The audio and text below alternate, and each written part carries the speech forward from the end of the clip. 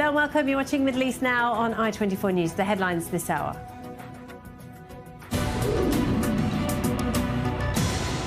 The second day of fierce clashes in the West Bank with IDF soldiers killing a senior Islamic Jihad commander.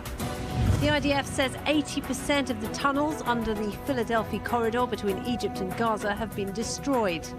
And dozens dead and missing in Houthi-controlled Yemen as torrential rains and flash flooding lash the region. Well, we begin with a significant escalation in violence in the West Bank, where Israel's foreign minister is calling for a Gaza-style operation to prevent Hamas from gaining a foothold. At least 17 Palestinian gunmen were eliminated in the latest IDF operations in the cities of Tulkarm and Jenin. Our Emma Siegel has this report. Israel's large-scale operation in the northern West Bank continues for a second straight day. Overnight, Israeli forces killed 5 Palestinian gunmen who were hiding in a mosque in the city of Tulkarm. Among those killed is the former commander of the Palestinian Islamic Jihad in the Nir Shams camp, Mohammed Jaber. Israel's internal security agency, the Shin Bet, says Jaber was involved in planning and directing several terror attacks, including the murder of an Israeli in the West Bank 2 months ago. This comes a day after IDF troops located what they say is, quote, a command room used by terror operatives embedded within a mosque. Drone video footage shows the entrance to the mosque covered with martyr posters and equipment that security forces say are used to build explosive devices. Since the launch of this widespread operation early Wednesday, Palestinian media has reported that the death toll has climbed to 17. The Secretary General of the United Nations, Antonio Guterres, condemned the operation and called for an immediate halt to the IDF activities. Israel's ambassador to the UN, Danny Danon, who has only been in the position for 9 days, was quick to respond. My response to the Secretary General's call to stop IDF activity in Judea and Samaria, and his condemnation of the loss of children's lives during the operation. Since October 7th, Iran has been working vigorously to introduce into Judea and Samaria sophisticated explosive devices that are intended to explode in the centers of cities in Israel. The State of Israel cannot sit idly by and wait for the spectacle of buses and cafes exploding in city centers. The activity of the IDF forces in Judea and Samaria is intended for the clear purpose of thwarting terrorist attacks and acts before they are carried out under Iranian direction. Israel has stepped up its military operations in the West Bank since the outbreak of the war on October 7. Military sources say that this counter-terrorism raid is expected to last for several days. Well, let's get the very latest now. We are joined by our correspondent, Nicole Zedek. Nicole is close to the city of Nablus in the West Bank. And Nicole, as we saw there, a very volatile situation. It certainly is, Laura, as we continue to see the IDF operating. Specifically, they first noted 3 areas of their operations in the West Bank, those being Jenin, Tulkarm, and Farah as well. Well, after 30 hours, the IDF says that in Farah, they have ramped up their operations now and will continue their focus on Jenin and Tulkarm, where they see more of these terrorists, they say, and more of the terror infrastructure as well. And so as they're operating right now, as we heard from our report from Emma Siegel, the IDF says that they have eliminated 12 terrorists amidst these operations and detained 10 others. But that's only part of the operation, finding these terrorists and detaining the operatives. Another major part is also confiscating different weapons and explosive devices. Part of the operation right now is the IDF is going in many of the roads and finding the explosive devices that are planted under them in order to almost booby trap some of these soldiers as they're operating in these West Bank cities. So that's a major part of the operation, and the IDF says that they have been able to uncover many explosive devices as they continue to operate. Meanwhile, where we are overlooking Nablus, there are some Palestinian media reports that some armed gunmen, specifically in the Balata camp, they've actually turned themselves in over fear of more of these operations possibly expanding to the Nablus area. Now, the IDF has not commented on these Palestinian reports, and they say they do not comment on Palestinian media reports. However, I do think it is significant to note that it certainly would indicate that the Palestinian and these armed terror groups are taking this large-scale operation seriously, because they see that this is a wide-scale operation, unlike more of the operation that we've been seeing on the daily, monthly basis now. This is something of a much wider breadth, as the IDF is trying to go in, find these terrorists, and dismantle the terror activity before it can become even more widespread in the area. OK, Nicole, thank you very much. Nicole Zedek there, close to Nablus in the West Bank. Well, to talk more about that, I'm joined in the studio this hour by Dan Perry. He's the author of the Ask Questions Later newsletter and the former Europe and Middle East editor at the Associated Press. Good to see you, Dan. See you, Laura. Also with me, Shiri Feingrossman, a member of Forum Dvora, Women in Foreign Policy and National Security, and she is the former head of regional affairs at the Israel National Security Council. Great to have you with us, Shiri, as well. So, Dan, I'll start with you because I believe you have just written a piece about this. The IDF says that what is happening in the West Bank is that Iran is trying to essentially recreate what it did in Gaza. It's trying to flood the area with weapons. Those weapons, of course, can then be used against Israelis. I think the IDF has some credibility here. And also, by the way, according to reports, American officials and even some Iranian officials are confirming much the same. You don't need to be a mind reader to understand that the axis of resistance, Iran-backed Hamas and the others, wanted from the beginning for there to be a multi-front war. And they assumed Hezbollah would join in, which they did, immediately after October 7th, after the Hamas invasion. And the next aspiration was for the West Bank to erupt in a third intifada. That hasn't exactly happened, but it's not as if it's been quiet. Israel's been engaged in quite intensive counter-terrorist activity in the West Bank for the past 11 months. Airstrikes and raids throughout. There have been some 600 Palestinians killed. Now this, and about 30 settlers and Israeli soldiers. This simply has been dwarfed by the bigger catastrophe in Gaza. But it's there all the time. The West Bank is a problem that never went away. And there is very real fear that we're approaching a point where the IDF will no longer be able to necessarily, keep the lid on this boiling cauldron, because you have this incredibly toxic brew of an angry population, Iran smuggling in weapons clearly designed to flood the zone with armaments in order to enable terrorism to happen, Jewish extremist settlers rampaging, and a reckless government that's projecting indifference to those rampages that are further harming Israel's diplomatic position in the world and angering the Palestinians yet further. So anyone who wants normalcy to prevail has to hope that all these factors somehow can change very soon. All right, Dan, thank you. And Shiri, this is what Iran does, isn't it? It finds these conflicts, it exploits the conflicts, it brings weapons into the area, as Dan pointed out, and then you do get an explosion. Do you think that the IDF and the Israeli government has a handle on this now?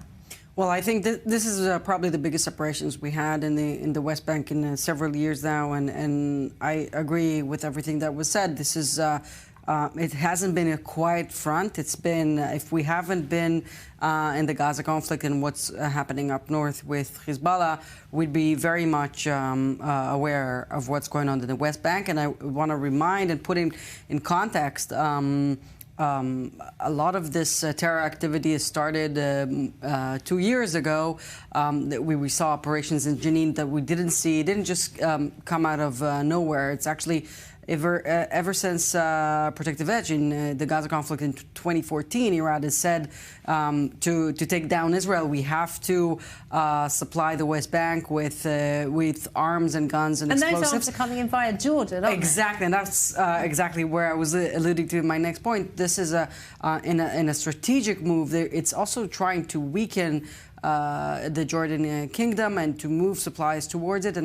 And again, how do you fund what's going on in Syria? How does the Assad regime, through Captagons and drugs that are going through Jordan, and these routes of drugs and terror, they're all very much intertwined and similar. So we got everything here boiling up, and then really the architect of the whole show is Iran, and this is what we should focus on. And Dan, what about comments from the Foreign Minister, Israel Katz, who's been talking about evacuating citizens from West Bank towns? That sparked a lot of alarms in Europe, for example.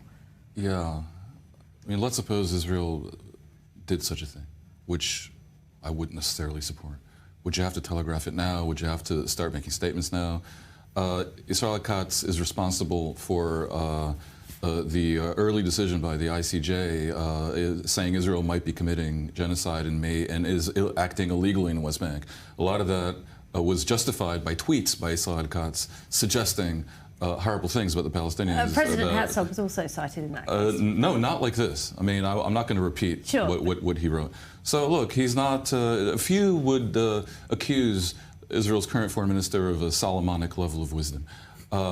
Now, should Israel comport itself in the West Bank the way it has done in Gaza, where basically it's a full-out war? That may not be wise. On the other hand, I have to laugh at the UN Secretary General, who rushes to criticize, because whereas Israel's presence in West Bank and the way it goes about its affairs in West Bank, the enmeshing of itself in West Bank is a pretty bad idea in my view, and I've felt that for. You would prefer a unilateral withdrawal? I would prefer something other than flooding the zone with Jewish settlers, making it effectively part of Israel, which harms Israel's claim to be a democracy because the Palestinians don't have the right to vote, and creates a binational state, which is not the Jewish ambition for the state of Israel. But the thing is, even though Israel may be ultimately unwise in its overall West Bank policies, the security fears about the West Bank are very real, very real. And if the West Bank is armed to the point that Gaza was, and ends up under the control of radicals the way Gaza was, we have to remember it surrounds Jerusalem on 3 sides and comes within 20 miles of Tel Aviv. Israel will not be able to tolerate in any way that degree of a threat. We would have a real serious war with a bigger population, Palestinian population in the middle than we had in Gaza. So this is completely intolerable. And if Israel doesn't do these actions, you know what? A well-armed expeditionary UN force would have to. All right, and just very briefly, there was just very briefly, Shu, there was a certain level of coexistence and cooperation prior to October 7th, wasn't there? Despite the security problems. We did have a lot of Palestinians from the West Bank coming to work in Israel. All of that, of course, has stopped. Yeah, exactly. All of that is stopped. They took all the good things and the bad things as well, and it's a very complicated situation. And I agree, the Israeli government is not really doing the best playbook you can imagine in these circumstances. And it is boiling up, and we're in a dangerous situation. And I don't think just a military operation alone is not enough. We need to give something that is politically viable. All right, okay, we're going to have to move on. Thank you both. Now, the families of the 107 hostages still being held in Gaza have been using loudspeakers and megaphones in a desperate bid to let their loved ones know that they haven't been forgotten. More in this report. Idan Alexander, kan Saba וסבתא, נשמה של סבא וסבתא, אנחנו קוראים אליך, האם אתה שומע אותנו? עידן ילך, אבא ואמא מחכים לך באמריקה. Families of hostages held by Hamas gathered at Israel's southern border, calling out to their loved ones in captivity somewhere beyond the fence dividing Israel from Gaza. After the successful rescue of hostage Farhan al-Qadi and the recovery of the body of a slain IDF soldier taken into Gaza on October 7th, 107 hostages remain in Hamas captivity. Al-Qadi said that while in captivity, he was held with hostage Arya Zalmonovich for 2 months before Zalmonovich died next to al-Qadi. Zalmonovich, one of the founding members of Kibbutz Nir Oz, was declared dead in December. With no hostage deal in sight, the families of hostages have grown desperate in their attempts to bring their loved ones home and breached the fence separating Kibbutz Nirim from the Gaza Strip, about 2 kilometers away from the Strip. Their desperate attempt to get closer to their family members ended with intervention from Israeli security, who pleaded with them to walk back to the kibbutz. Using loudspeakers, they continued to call out across the barrier. It's Mama. Hirsch. It's day 328. We are all here, all the families of the remaining 107 hostages. Hirsch, we are working day and night, and we will never stop. The sister of Liri Elbag, a female surveillance soldier taken on October 7th, screamed for her sister in the hopes that she can hear her. Liri! 11 months into captivity, the families continue to call for a ceasefire, the only way, they believe, to bring all the hostages back home. And of course, the hostage negotiations are ongoing, aren't they, Shiri? Although we don't seem to be making much progress. They've kind of gone back to the drawing board. But as those talks continue, there is increasingly significant pressure on Hamas. The IDF saying today that 80% of the tunnels under the Philadelphia corridor have been destroyed. They're also saying that the Rafah battalion is on its last legs. I mean, what do you read into that? I read into that, the situation is pretty much standstill. It's not moving in any direction. The IDF has lost 10 soldiers in the past week. So that means that Hamas is learning the IDF movement and is beating and is striking back, and that's exactly what it wants to get to sort of this non-stopping like Vietnam War, that we have casualties every week, and that Israel regrets the fact that it's in Gaza. There are pretty much 3 points that the IDF is at. It's on Philadelphia, Khan Yunis, and Netzarim, and in some of the places it's pretty stagnant. So we're not moving, we're not being aggressive, and then going back, and that's kind of just causing this stalemate at the negotiation table without real leverage to each side. Although, the IDF has rescued a live hostage, Arab-Israeli Bedouin, and another body of a soldier who died on October 7th. So these are, every hostage we bring back, it's less prisoners that the Israeli government has to release. But there's not really any change, unfortunately. Do you think, Dan, that the strategy is to keep the pressure on Hamas, and then you don't have to agree to such a tough deal? There's what we can observe, and then there's the claims. Remember, I don't want to say anyone's speaking untruth, but the military on several occasions said they totally controlled northern Gaza. They controlled central Gaza. And we see that, in fact, it isn't exactly so. And every time they go into an operation and pull out, the area is recaptured in one form or another by Hamas. And so we keep hearing of Hamas resistance in Khan Yunis and Deir al-Balach, even in Gaza City. I agree with Shiri. I mean, the strategy as it currently stands appears to be aimed at a multi-year war and an insurgency of the kind that the Americans faced in Iraq. That seems to be what Hamas wants, while they continue to try to inflame the other fronts and bring about their vision of a multi-front attack on Israel.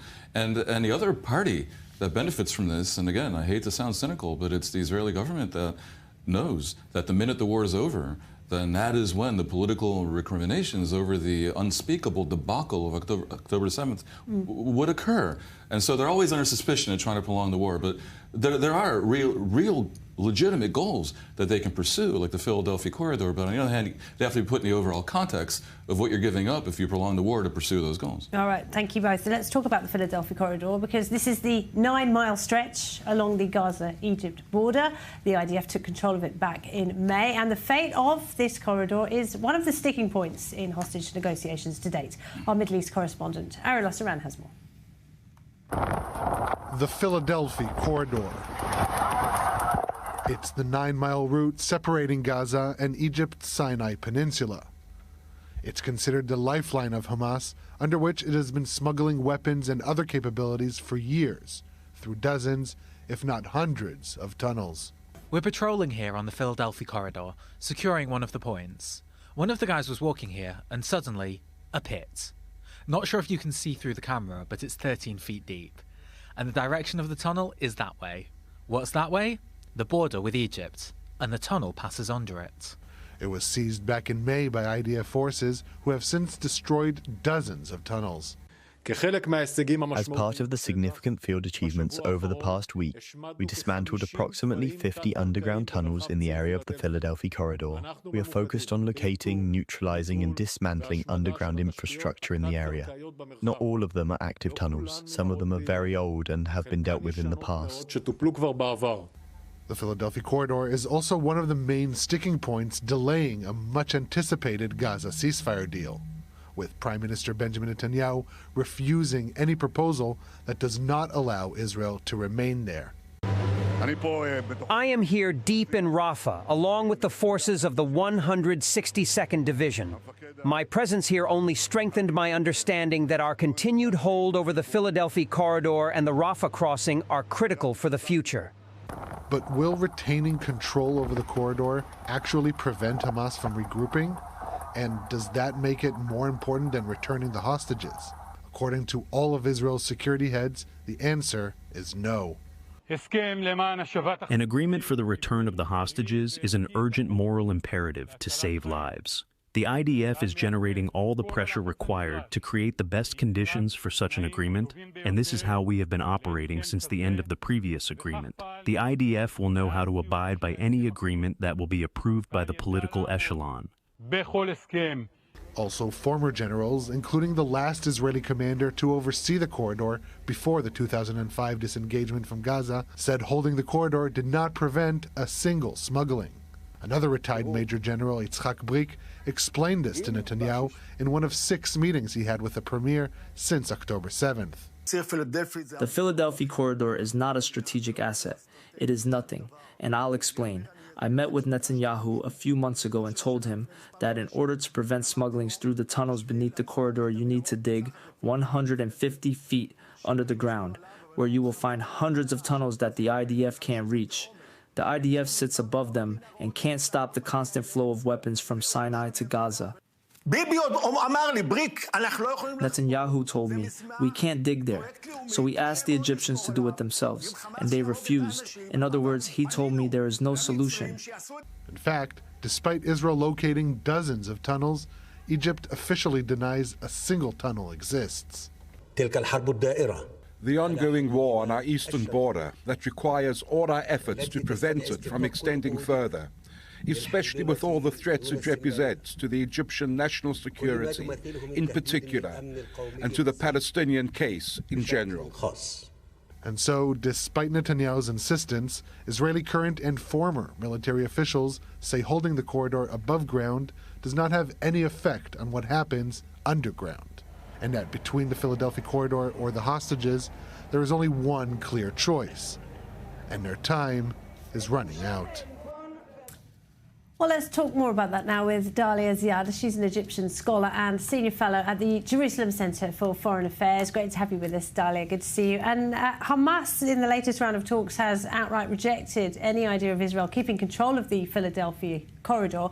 It appears Egypt isn't too keen on that either. Can you talk us through Cairo's official position? So as the report has, first of all, thank you, Laura. It's a pleasure to be with you. But as the report has mentioned, it's clear that the Egyptian side is still insisting that there are no tunnels. And I believe we all know now that there are tunnels. So I think they are in some kind of an embarrassing situation, and they are trying to find a way out of it.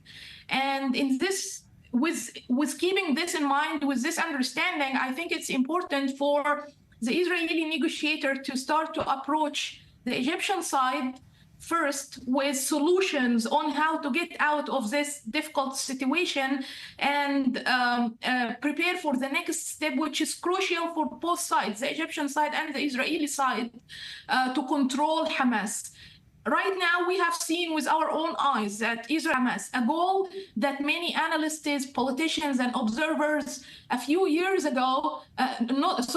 months ago were saying that it is an impossible thing to happen.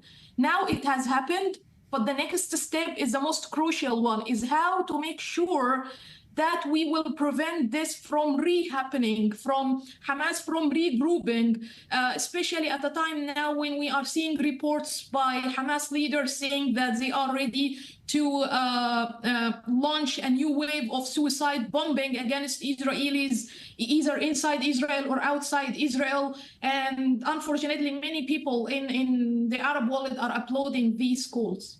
Well, so what is the solution then, Dalia? I think what you're saying is there's no point trying to embarrass or expose the Egyptian government for what Hamas is doing. But how can Israel and Egypt work together then to prevent Hamas from being resurgent? We have a great example of cooperation between Egypt and Israel that happened recently in terms of security cooperation. I mean, when Hamas infiltrated into Sinai in the aftermath of the Arab Spring, the first reaction from Israel when the Egyptian side approached them, at that time it was the Minister of Defense, Abdel Fattah al-Sisi, who's now the president of the Egyptian state. He approached the Israeli side and said, we want to get closer to the border in a situation very similar to the request of Israel right now that wants to get closer to the border to control Hamas from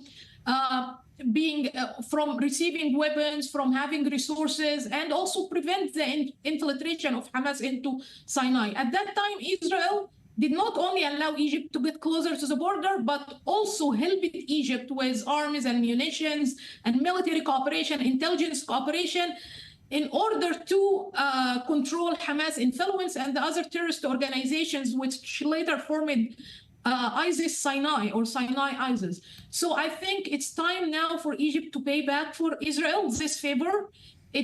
Cooperation between the two countries is not impossible, but of course the tensions surrounding the situation of war right now, the fog of war, is making the situation between the two countries a little bit tense. I think it's time now just to ignore what the public opinion is saying in Egypt or anywhere right now. The main focus should be the national security of the two neighbors countries, Egypt and Israel, and this can only happen through cooperation.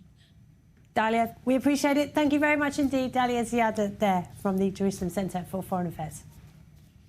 Time for a short break. When we come back, the United States is keeping significant military assets in the region amid fears of an Iranian attack on Israel. We'll have more on that next. Stay with us.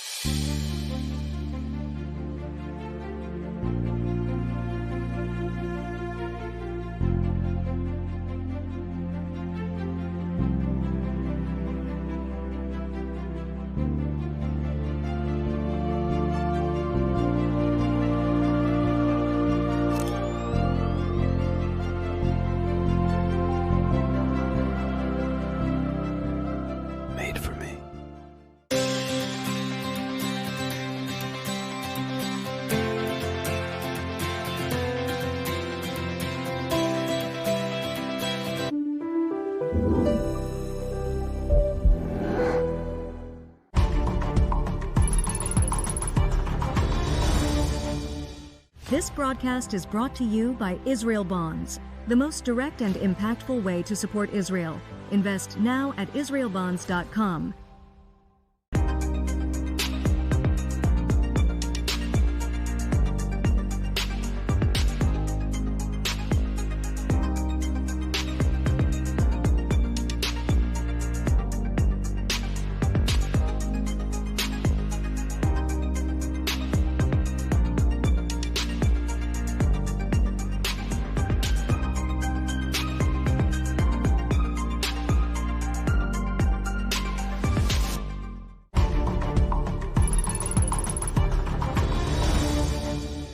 This broadcast is brought to you by Israel Bonds, the most direct and impactful way to support Israel. Invest now at israelbonds.com.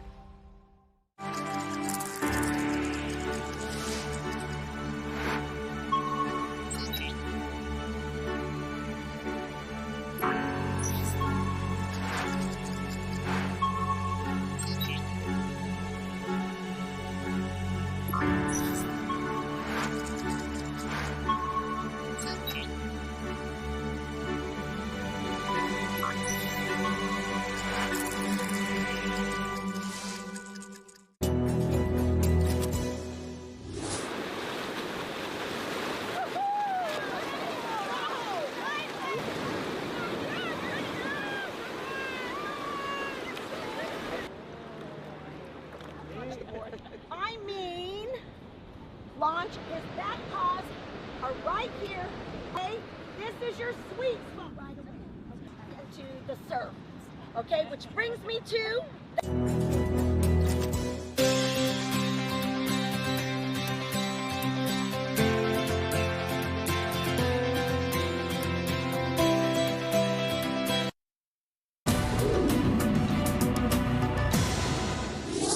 Welcome back. You're watching Middle East Now. Let me remind you of my guest this hour, Dan Perry, former journalist from the Associated Press, and Shuri Fein-Grossman, security expert, with us in the studio.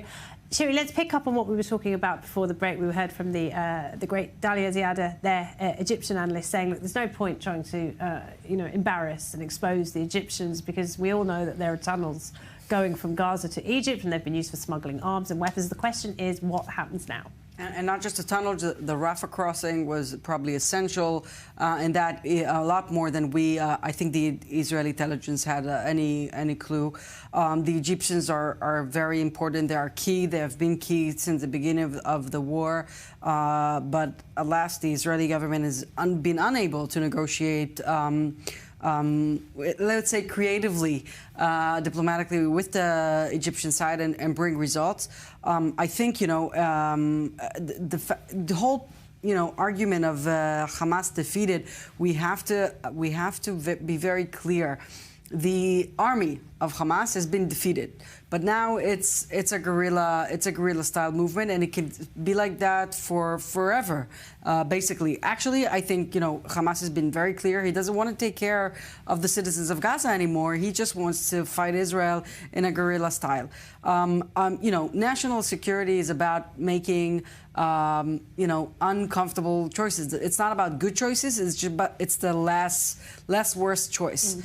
So yes, we would love to have control of the whole Philadelphia corridor and the Rafah and everything, passing it all. But you have to take risks, and you have to maneuver here, and this all kind of. And unfortunately, we're not being strategic enough. We're not being, I would say, sophisticated enough. All right, thank you, Shuri. And Dan, there is an accusation that Prime Minister Netanyahu kind of threw this in at the last minute in the hostage negotiations, insisting that Israel must retain control of the Philadelphia corridor. And it appears to be true, because the ceasefire proposal that was presented as an Israeli proposal by President Biden on May 31st basically amounted to a three-stage Israeli withdrawal from the entire Gaza Strip, which includes the Philadelphia corridor, in exchange for XYZ, mainly a return of all the hostages. Now Israel insists on retaining part of the Gaza Strip, which is the Philadelphia corridor. That appears to be a change to its own proposal, which is what is engendering all the claims that Netanyahu wants to prolong the war. Now, it isn't completely absurd for Israel to want to control the Philadelphia corridor, because that does amount to the Egypt-Gaza border. Egypt has failed rather spectacularly in preventing smuggling of weapons into Gaza. It would be good for Israel to control the Philadelphia corridor. It will also be good for lowering of taxes. But Israel just imposed a special tax because of the war. A lot of things would be good. The question is, what is the overall picture? If it's true, as appears to be potentially the case, that Israel can end the war, withdraw from Gaza, leave Hamas beaten, much beaten, but still in command of Gaza, get all the hostages back alive, and then see what happens and avoid a regional war, and maybe even get peace with Saudi Arabia, the global umbrella with NATO and the Sunni states against Iran, that might be a better trade-off than giving up on all these things, having all the hostages die, having more soldiers die, in order to keep the Philadelphia corridor, which can always be returned to, even if one abandons it tomorrow. Okay, all right, we'll have to leave that there, both of you. Thank you very much. Well, let's turn our attentions to the north, because it's just a few days until the schools reopen after the summer break. But for many residents forced to evacuate their homes in the north of the country because of attacks by Lebanon's Hezbollah, they don't know if their child will be back on the first day of term. A new survey out today shows that 20% of northern residents have no idea if their children will be going back to school on Sunday. Well, for more on that and on the overall situation up in the north, here's our correspondent Robert Swift. And Rob, there is still significant uncertainty for many northerners, isn't there? Yeah, absolutely. Bearing in mind that this is a survey conducted of residents of the north, but these are people who are currently scattered across the country. This survey was conducted very recently in August, and there were some interesting points that came out from it, not just the statistic you raised. Another one was the fact that the high cost of living in Israel is on top of the situation of these displaced people is making their situation all the more hard, with about 60% of the respondents to the survey saying that they were lacking basic necessities for school, to send their children to school. This comes as there's been some disagreements over the last week between some of the heads of local regional councils and figures within the central government. With some of the mayors essentially saying that they didn't want to send their kids back to school because they didn't view the situation as safe enough. The Defence Minister Yoav Gallant, during a meeting earlier today, he expressed some hopes and policies that the government was going to implement here in the north as well as other parts of the country in order to boost security, and that included boosting troop numbers here on the northern border. But it's not clear if all communities want that. There have been some communities recently and at other points during the war who've actually asked for IDF troops not to be located in the villages due to the concern from the local residents that it would then present a target to Hezbollah. All right, Rob, thank you very much. Robert Swift there up in the north of Israel. Very difficult time. The northern residents are still going through almost a year after the war began. But I want to ask you both, because we've all been living under the shadow of a possible retaliatory strike by Hezbollah and, of course, by Iran. Hezbollah launched its big revenge on Sunday, which was thankfully thwarted by the IDF. But we are still waiting to see what Iran will do. And it seems that the Americans think that the Iranians might do something soon. No one knows.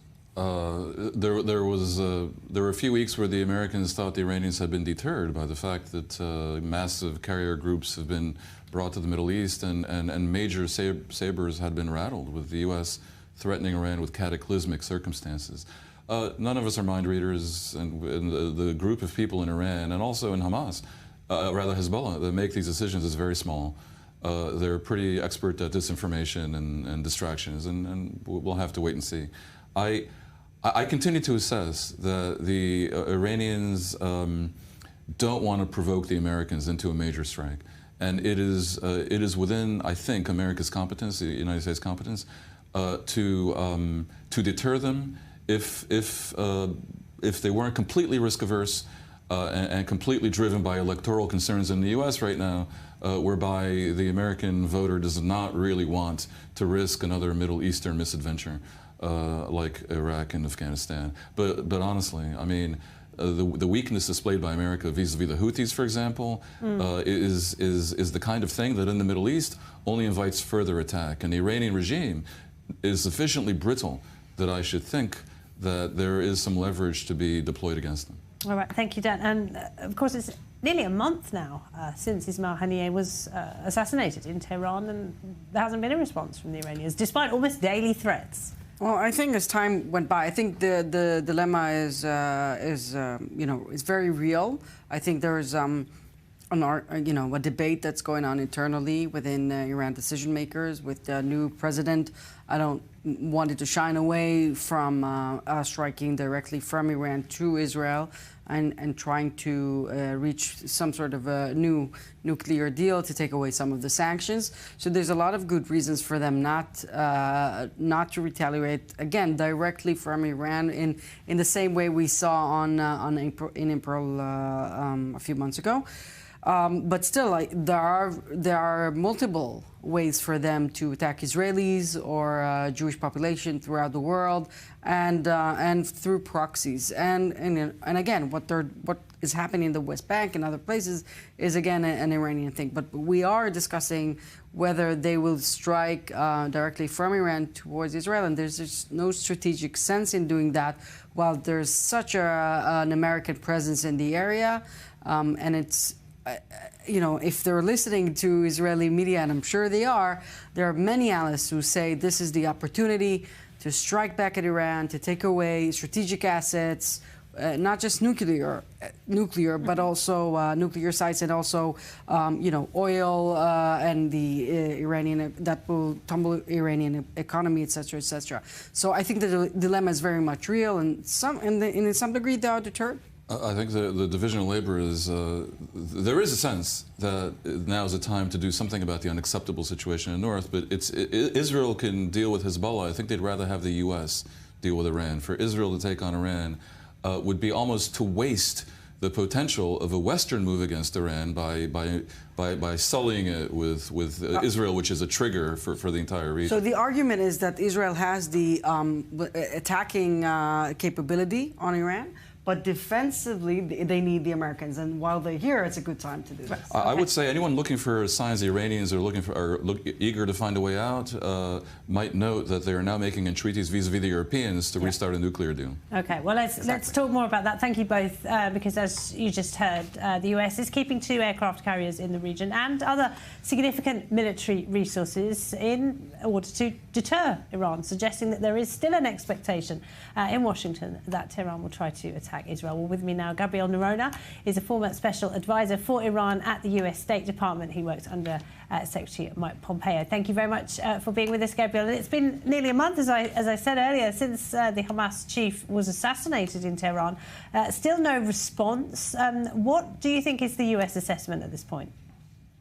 Well, I think there's the intelligence, which is always going to be a good indicator.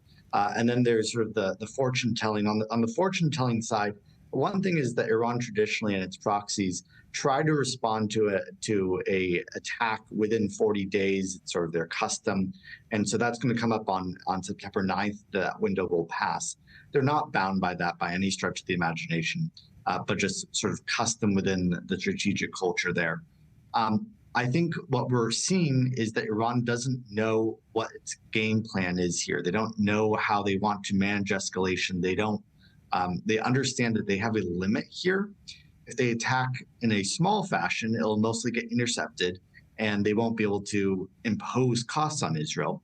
If they go beyond, if they send thousands of rockets and missiles, they have sparked a truly antagonistic response. They're going to spark probably a mini war. They're not ready or interested in that. And so their choices are quite constrained here. I don't think the presence of U.S. aircraft carriers is actually deterring them that much.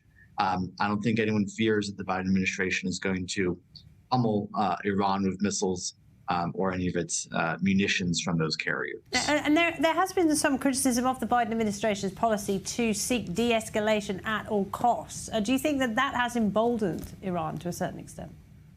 Certainly over the long run, it absolutely has. It's the view that the United States has no interest in war, has no interest in kinetic involvement, and that therefore they can be bullied to any point and the U.S. will just back down because it doesn't want to act. In fact, the United States has really only struck back, I think, 5 times compared to almost 200 attacks by Iranian actors and their terror proxies over the last year and a half. That imbalance right there shows to Iran that they can get away with almost anything without U.S. retaliation. Gabriel, stay with me. Dan, Dan Perry's with me in the studio. You wanted to ask you a question. I wonder what you think about a possible third way. The U.S. Hitherto has been either, standing for de-escalation at all costs, as Laura said. That's a democratic perspective. Or Trump, who maybe threatens a little bit and talks tough, but basically is an isolationist who's seen as unlikely to do very much either. I wonder, do you think that the Iranians would be shocked into some sort of strategic shift by a policy that basically says, we're going to continue to tolerate your oppressing your people for the next X number of years in exchange for a complete and total revision, where you end your nuclear ambitions and stop fomenting terrorism around the region? You just have to stop that. Otherwise, we will attack your nuclear sites, we'll disable your ports, we'll attack your key infrastructure, and we'll foment revolution. Now, I understand that sounds a bit pugilistic, but could it work? Do you think they would be stunned into a sort of introspection by such a thing? Well, it sounds actually a little bit like Trump's first-term policy that he said. He's always said that he does not believe in and want regime change inside Iran. He just wants them to curtail their nuclear program, their terror support. So that, unfortunately, didn't work on the Iranian regime in the first term of President Trump, because at the end of the day, they believe if you're not advancing your nuclear program and you're not advancing on the conventional front, then you've abandoned the revolution and its ideological goals. Again, like most revisionist regimes, if you are not expanding and pushing the envelope, you have failed and you've really admitted defeat here. Well, I think for Iran, that makes that dilemma really problematic. I would say Trump spoke loudly but carried a very small stick.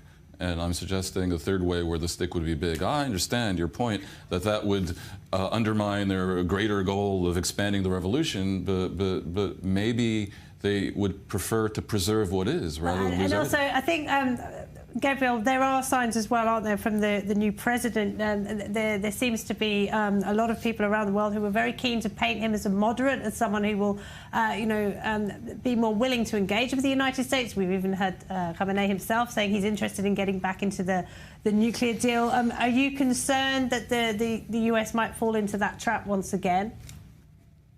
I think at this point, the illusion of Iranian moderates has been pretty well punctured, even among the American left. There's hardly any support for that. And in Congress, the view is, you can fool once, it's one thing, but you're not going to get fooled twice or a third time.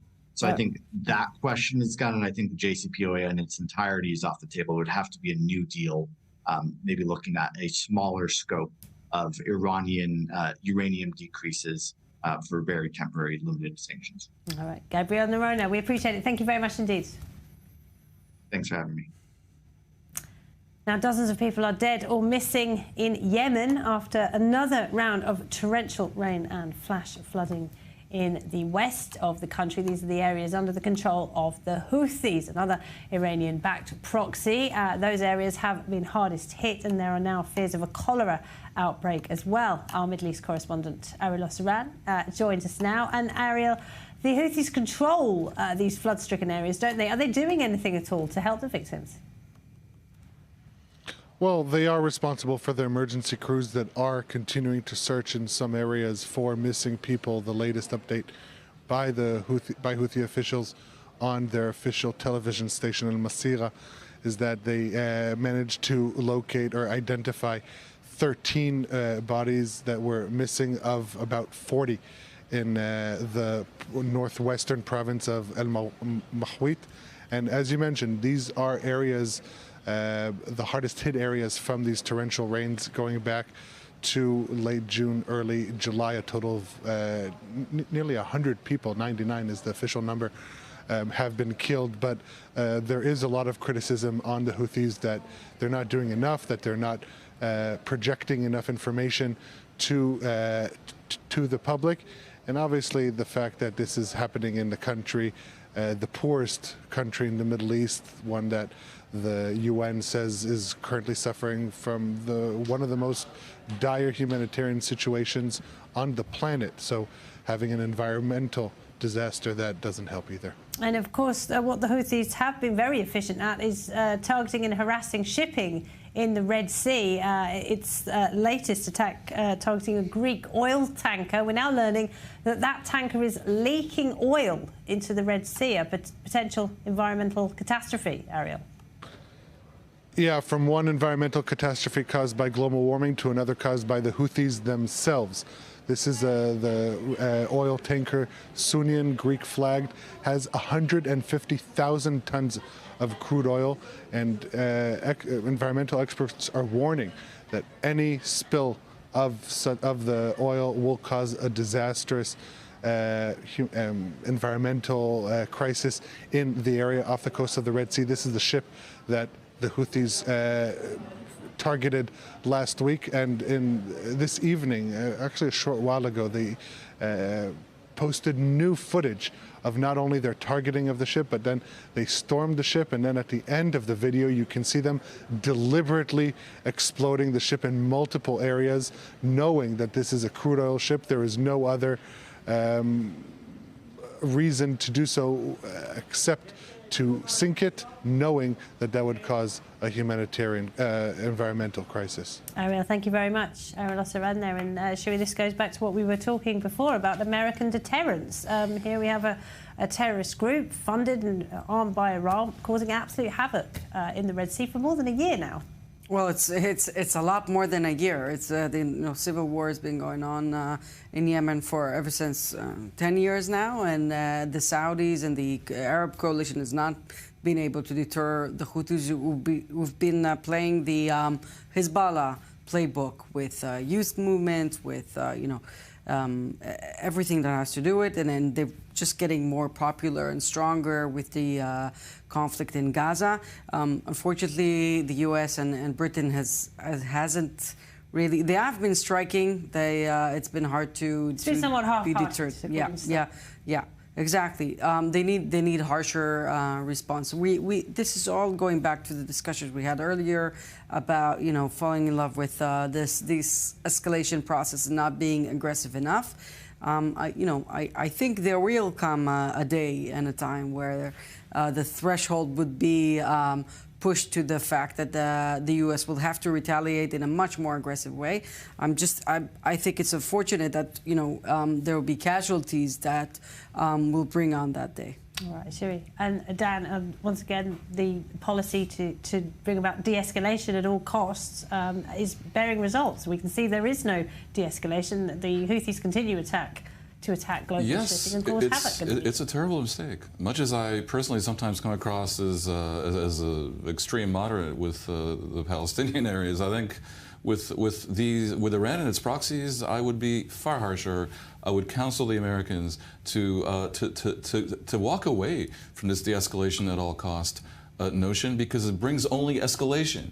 The Houthis have been basically, like in a Pavlovian way, have been trained to see that they can impede a third of global maritime traffic, at least container traffic, do incredible harm to Egypt's economy, bring unbelievable wreckage to their own people. In Yemen, 400,000 people have died in the past decade that Shiri mentioned. There's been this civil war, slightly over half by famine and disease, but almost half by warfare. And somehow this is tolerated. It's beyond belief. And this notion that the Houthis are merely Israel and Egypt's problem, or Saudi Arabia's problem, or Hezbollah is just Egypt's problem, is wrong. Because in a worst case scenario, it brings about not just a regional war, but a world war, really. Because Syria and China could end up being emboldened by all this. The skullduggeries they can do are truly frightening. And if NATO exists for a reason, it is to lay down the law along the global rules of war, and maintaining the global world order for the stability that benefits everyone, quicker than this. A year of Houthi misbehavior is about a year too much. All right. Dan Perry, Shiri Fine-Grossman, thank you very much to DT both. Thank you.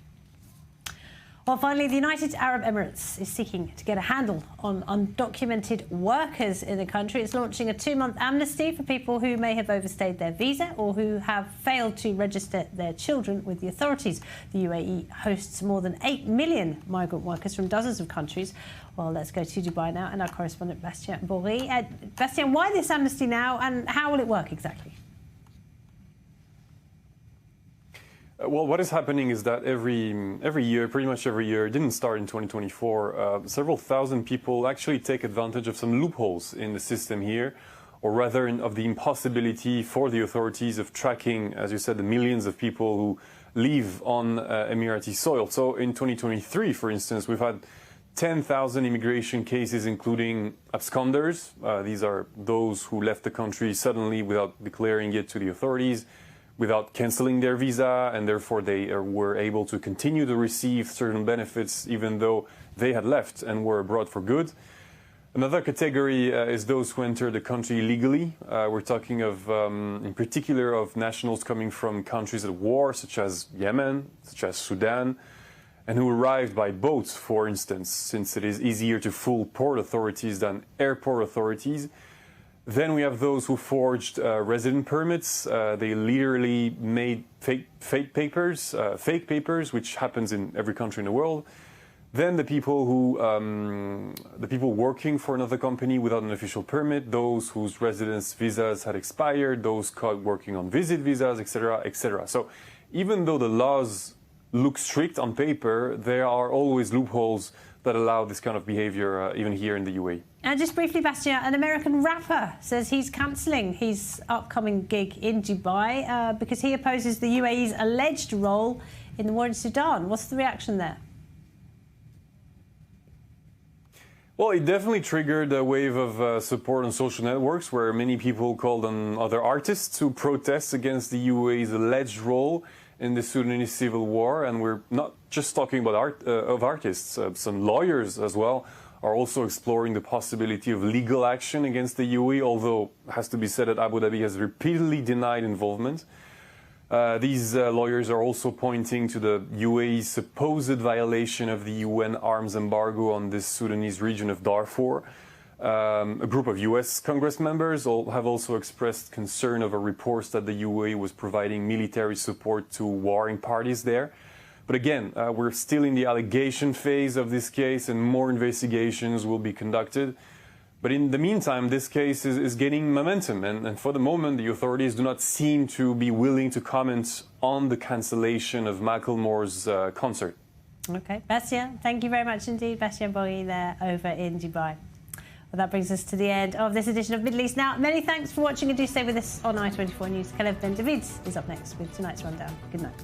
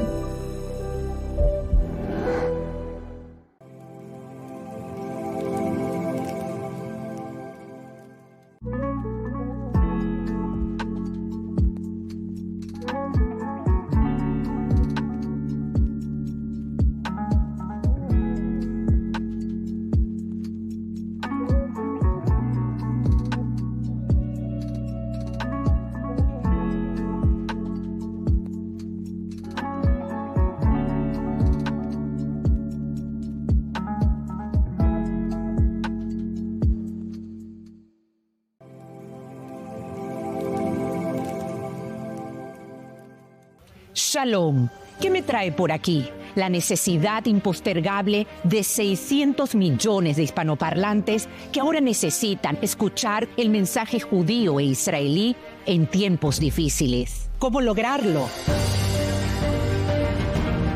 Cuento con ustedes para continuar llevando a lo más alto del mundo mediático una inquebrantable diplomacia pública al servicio de la verdad sin concesión alguna.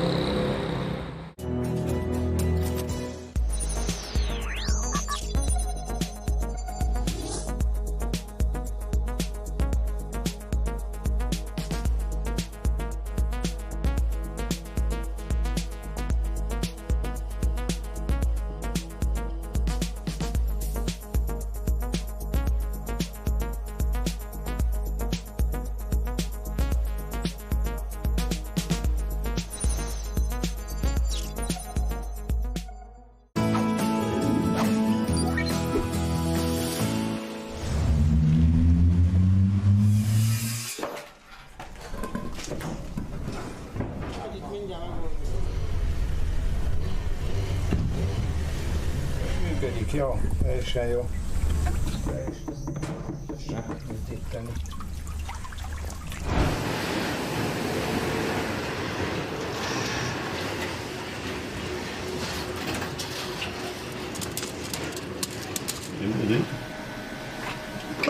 Kun vi har en farve.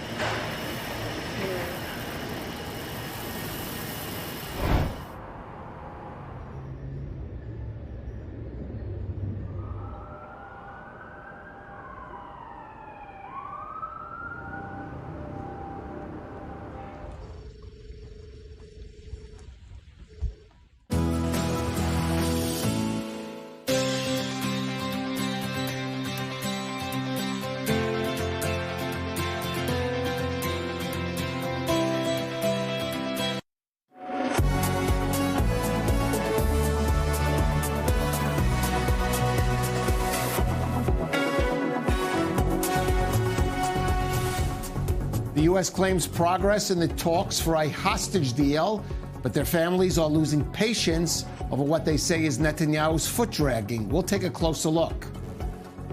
The IDF expands its anti-terror operation in the West Bank, while Israel pushes back against UN criticism of the offensive. We'll have the details. Are American Airlines and a major financial company carrying out de facto boycotts of the Jewish state? We'll hear from our U.S. correspondent.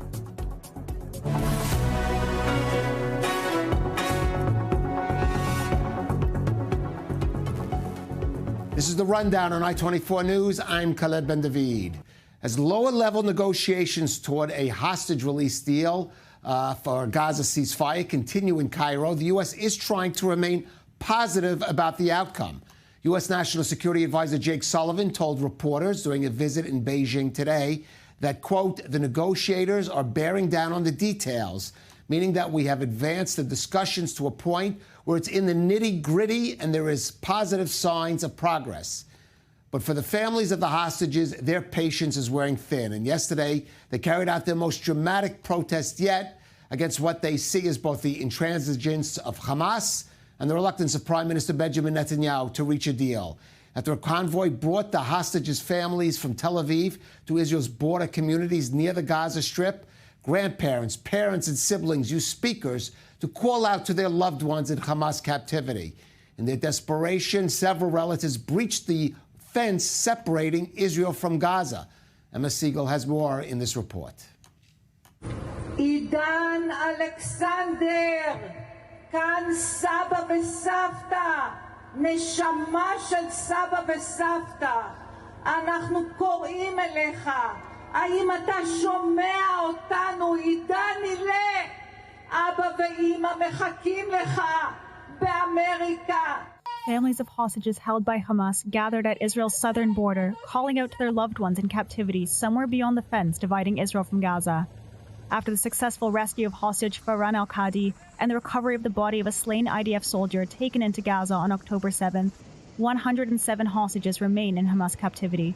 Al-Qadi said that while in captivity, he was held with hostage Arya Zalmanovich for 2 months before Zalmanovich died next to al-Qadi.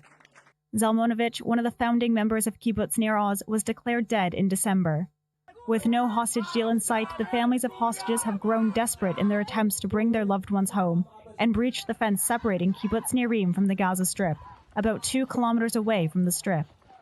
Their desperate attempt to get closer to their family members ended with intervention from Israeli security, who pleaded with them to walk back to the kibbutz. Using loudspeakers, they continued to call out across the barrier. It's Mama. Hirsch. It's day 328. We are all here. All the families of the remaining 107 hostages. Hirsch, we are working day and night, and we will never stop. The sister of Liri Elbag, a female surveillance soldier taken on October 7th, screamed for her sister in the hopes that she can hear her. Liri! 11 months into captivity, the families continue to call for a ceasefire, the only way, they believe, to bring all the hostages back home. And with us in studio, Reserves IDF Lieutenant Colonel Doron Avital, the former commander of Special Forces, and our Middle East correspondent, Ariel Osran. And dramatic action, but you could understand, Doron, the frustration there. The question, though, is whether there's still a chance for hope. I mean, the U.S. is trying to make positive. There are reports that the more senior negotiators may return either to Cairo or Doha next week. So, but is this just a show and tell at this point, really, or perhaps? I'm not sure. I think it's a high time for a deal, to be frank. And the question is, what kind of a deal? The deal that we are running now has the stages option, and now we are working on the advanced stage of the swaps, and then go back to the obstacles of the fact that Netanyahu insists on staying in Netzarim and Philadelphia. Right, we'll get to that in a minute, so leave that for the moment. Okay, so, but there's also, I think, in the back mind of many of the thinkers is maybe this stage of the war in Gaza should come to some kind of a halt, and then maybe we have a big deal. There's another option that runs in the back burner, but not really in the front. It's an option. But I think this frustration and the fact that we succeeded to free the guy from the Bedouin in the Gaza really shows us how difficult the conditions are, and the sense in which the time is really running out on those hostages. And even the testimony of the guy that was with him died. He couldn't take the circumstances of this captivity. We have to understand what's going on, and we have to be really much more active. And I trust the negotiation team knows what they want, but there's still tension there. But of course, we have to be in sync with the U.S., but the U.S. have, in the end, to bring Hamas to the table, and it's not clear whether they can do it. Right. So sensitive and politically is this for Prime Minister Netanyahu, Ariel, that, for example, reports that the IDF might even have what we call these humanitarian pauses for the polio program, which Kogat, the branch of the IDF that deals with Palestinian civilians, is involved in. Prime Minister Netanyahu is even denying that there are going to be these humanitarian pauses, even though every other party involved in that polio program is saying, yes, it's been agreed, there's going to be pauses. Yeah, Prime Minister Netanyahu's office denied the reports, but not totally, saying that they approved not humanitarian pauses, but rather humanitarian zones in which they will be able to carry out the inoculation. And so it's just a matter of how you present it. At the end of the day, Israel is allowing this polio vaccination to take place, and it's going to take place in areas that the IDF is not fighting. That has to go on in coordination with the IDF, Kogat, and obviously the defense minister and the war cabinet, a body that doesn't really exist today. It's basically Prime Minister Netanyahu and Defense Minister Gallant. But the fact that this is taking place in an area that Israel is carrying out a war for 10 months now shows that Israel is a part of this and does agree to it. Whether the Prime Minister's office agrees to it publicly or not. By point being, though, politically, even to agree to that kind of pause, and if he were to agree to a temporary ceasefire, obviously politically it'll be a big problem. His words very carefully, Netanyahu, but we have to listen even to the IDF today saying that 80% of the Rafiq brigade of Hamas is dismantled. It means that the IDF actually projects or indicates that the major military objective were achieved in this context, and then maybe this is a phase that can allow for ceasefire. So there might be some tension between the military infrastructure and the negotiation team and what Bibi. Well, I think that's a good lead into our next report, because as we said earlier, the main sticking point seems to be the question of the, at least on the Israeli side, Prime Minister Netanyahu's insistence that IDF troops keep some presence along the so-called Philadelphia corridor. That's that narrow strip of land in southernmost Gaza along the Egyptian border, and the idea is to deter arms smuggling. Now, this is despite the fact that, as you just mentioned, most of Israelis' top security officials say this is a condition that can be accepted for the sake of a hostage deal. Our Middle East correspondent Ariel Osran takes a closer look at this issue. The Philadelphia corridor. It's the 9-mile route separating Gaza and Egypt's Sinai Peninsula. It's considered the lifeline of Hamas, under which it has been smuggling weapons and other capabilities for years, through dozens, if not hundreds, of tunnels. We're patrolling here on the Philadelphia corridor, securing one of the points. One of the guys was walking here, and suddenly, a pit. Not sure if you can see through the camera, but it's 13 feet deep. And the direction of the tunnel is that way. What's that way? The border with Egypt. And the tunnel passes under it. It was seized back in May by IDF forces, who have since destroyed dozens of tunnels. As part of the significant field achievements over the past week, we dismantled approximately 50 underground tunnels in the area of the Philadelphia Corridor. We are focused on locating, neutralizing and dismantling underground infrastructure in the area.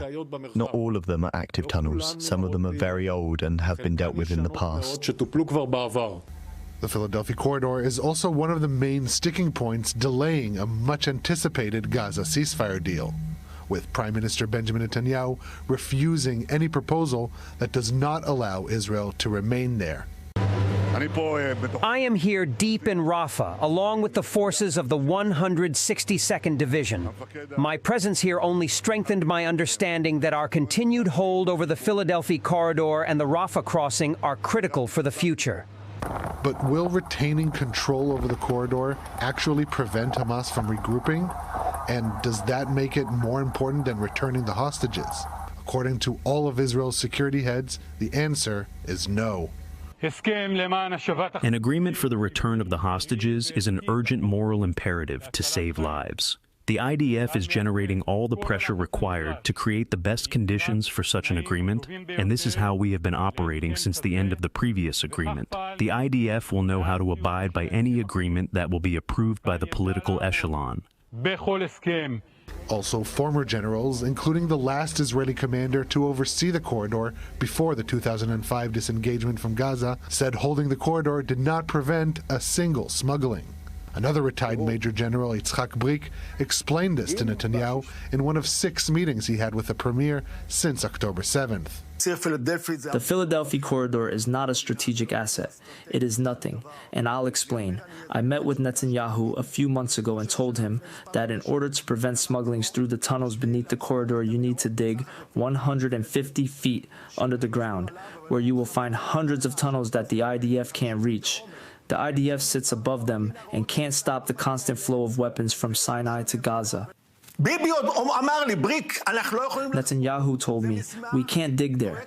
So we asked the Egyptians to do it themselves, and they refused. In other words, he told me there is no solution. In fact, despite Israel locating dozens of tunnels, Egypt officially denies a single tunnel exists.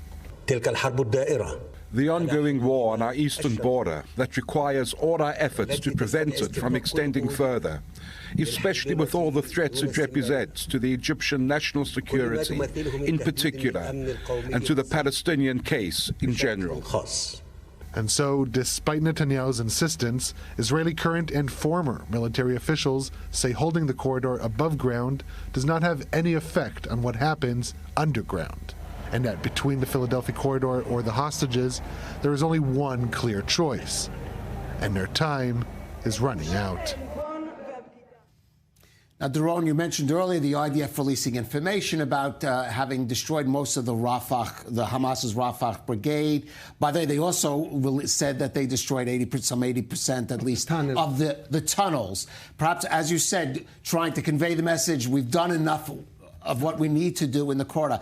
On the other hand, there's reports that Prime Minister Netanyahu wanted to actually hold a cabinet meeting in the Philadelphia corridor in Rafah to emphasize the importance of it. Again, it was the military echelon that said to him, the security headaches would be too great for that. So clearly we're seeing this struggle behind closed doors emerging out in the limelight. Yeah, I think it's really the tension between the military generals or the military opinion or stand about the issue and the political stand. It's really, we can see the wedge. It's very clear right now, and it's in the open.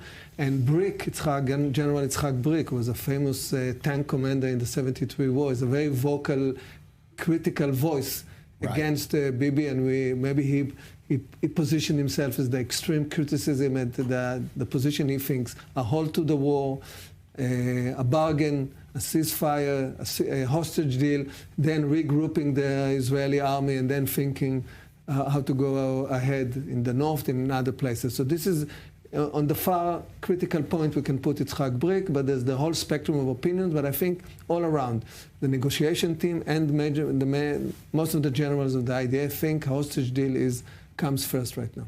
Right, and I think you laid out pretty good the security problem. We should mention Israel has had in the past, did keep soldiers after, for example, the Gaza disengagement in the Philadelphia corridor. Those soldiers were sitting ducks, basically, for Hamas terrorists at the time, and were not able to deal with the smuggling issue, which really has to be addressed by the Egyptians there on their side of the border. Yes, because the smuggling is happening it's happening beneath the ground, whereas the forces are above, and they cannot operate beneath the ground, or they cannot create the underground obstacle needed to prevent the reemergence. I will mention there has been discussion of building there was discussion, I remember going back at the disengagement, of actually building a canal and flooding that and creating. The flooding has proven itself. The flooding didn't work in this war. But that solution of an underground barrier to prevent tunnels exists around the Gaza Strip. And since it was implemented, there are no tunnels that go through that. So that is the solution. The thing is, Israel cannot build it on its own side. Also, it needs approval by the Egyptians, which it doesn't have.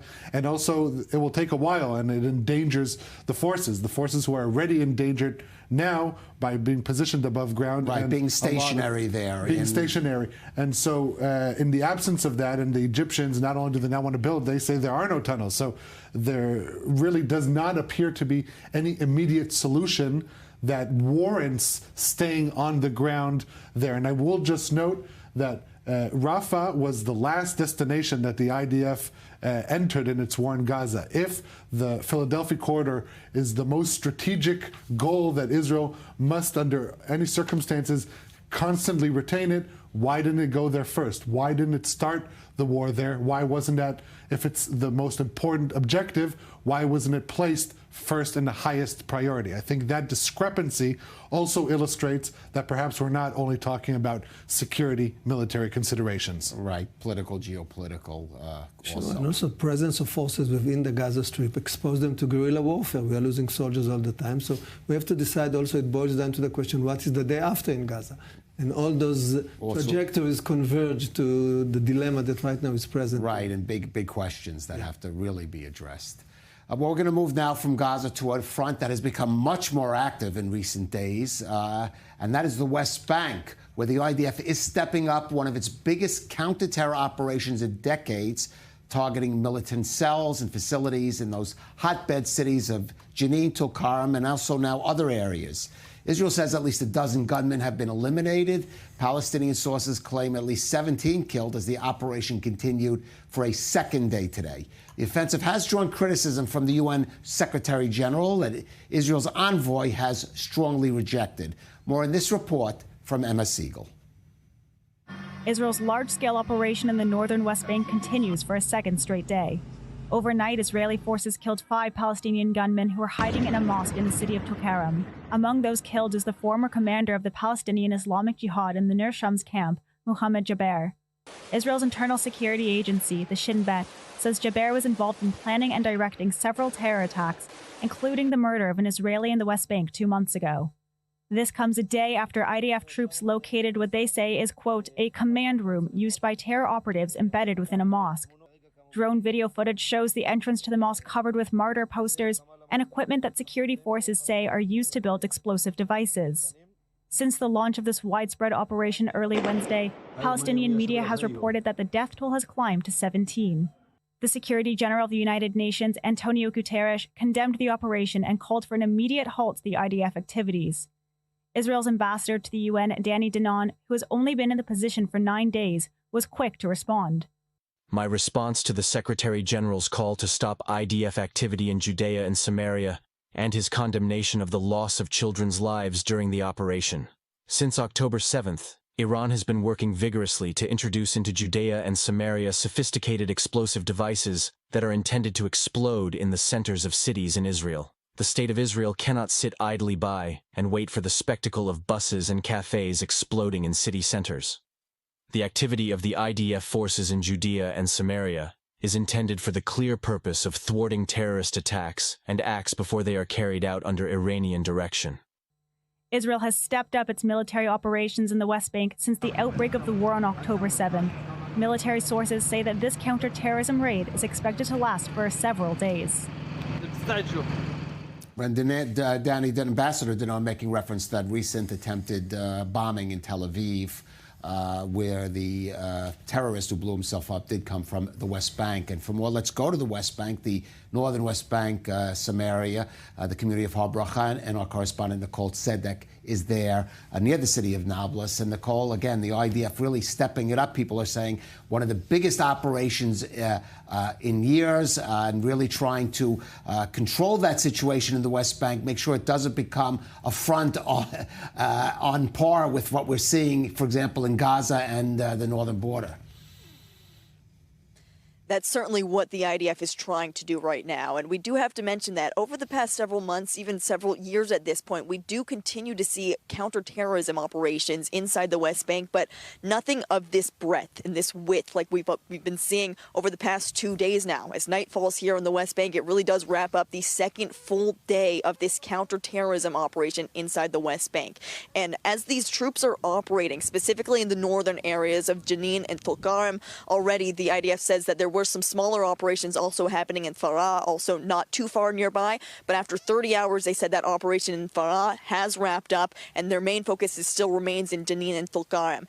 Not only have they eliminated a dozen gunmen, according to the IDF, as you mentioned, those numbers higher according to Palestinian media reports, but also detaining at least 10 others for further questioning. And another big part of this is not only engaging with the terrorists on the ground, but also the terror infrastructure, specifically the explosive devices that are planted beneath these roads in the West Bank. So right now, as part of this operation, the IDF troops are also going in and tearing up the roads to try and dismantle these explosive devices that have been planted there to then detonate on troops. So this is another major operation as they're going in to try and make this area safer and really combat the growing terror that's coming there.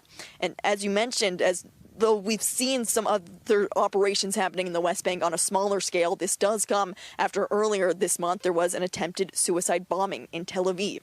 And so now the IDF is really looking at these terror hotspots as we're seeing more and more calls, specifically from Hamas as well. Just yesterday, a senior Hamas official called for more violence and more suicide bombings to take place in the West Bank and throughout Israel as well.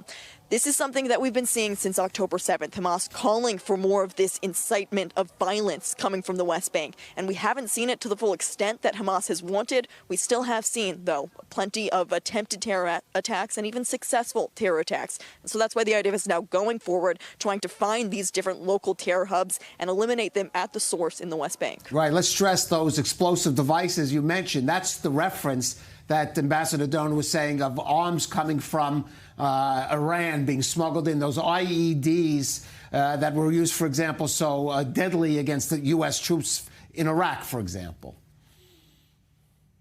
Exactly. And so when they're talking about these different operations, they say the main point right now is also combating the different Iranian-funded combat. And so right now, actually, I can hear behind me, we're overlooking the city of Nablus, even some gunfires I can hear in the background right now. And it's also the call for prayer. So in Nablus, we haven't heard as much of the different operations happening here, but there were earlier in the day some reports from Palestinian media that some members in Nablus had actually turned themselves in along with their weapons so that there wouldn't be this type of large-scale operation happening here in Nablus. But we are still hearing a little bit of sounds of gunshots not far in the distance, and all of this comes as really the entire region is still on high alert as the IDF is trying to go in, find those Iranian-funded weapons, and get them at the source where they are really being all throughout the West Bank right now. All right, Nicole Tzedek there in the West Bank. We can hear those prayers coming from the mosques of Nablus right behind you. Thank you, Nicole.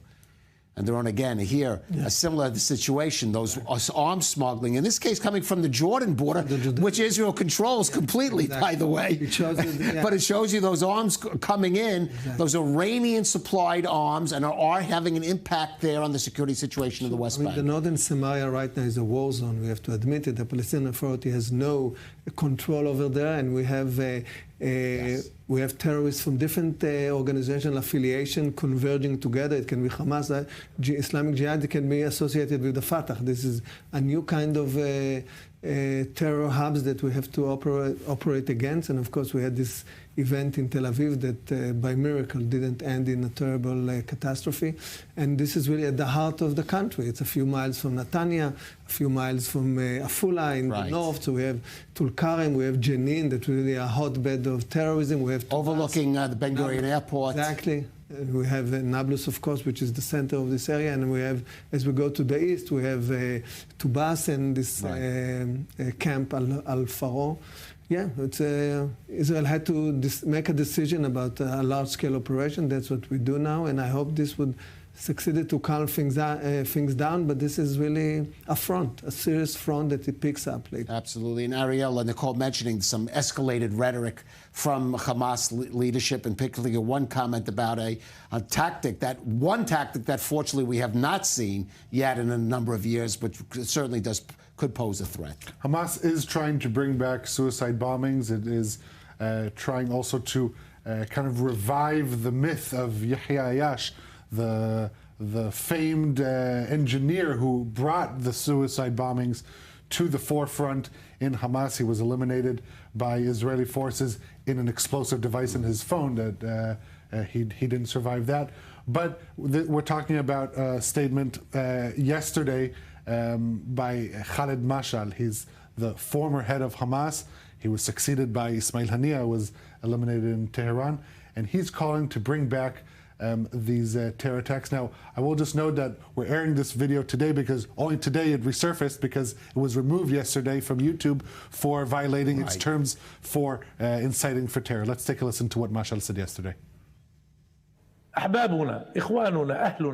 Our beloved people in the West Bank and East Jerusalem and all the fighting factions are escalating their operations despite harsh conditions. Today, there is a need in the West Bank and in the diaspora to escalate the conflict. Today, in the West Bank, we have already seen a successful beginning to the return to suicide operations. We want to return to suicide operations. This is a situation in which only open conflict is suitable. They are fighting us in an open conflict, and we are facing them in an open conflict. We should note that attempted suicide attack in Tel Aviv was not successful, but that was because of the bomb blew up in the backpack of the prematurely of the bomber. Could have been very devastating and very ominous. By the way, also calling for attacks in the diaspora and concerned that that could be one of the soft spots, so to speak, that Iran could choose as retaliation for Khamenei. We are going out for a break. Doron Avital, Ariel Osran, please stay with us. We'll be right back just in a few minutes with more of The Run.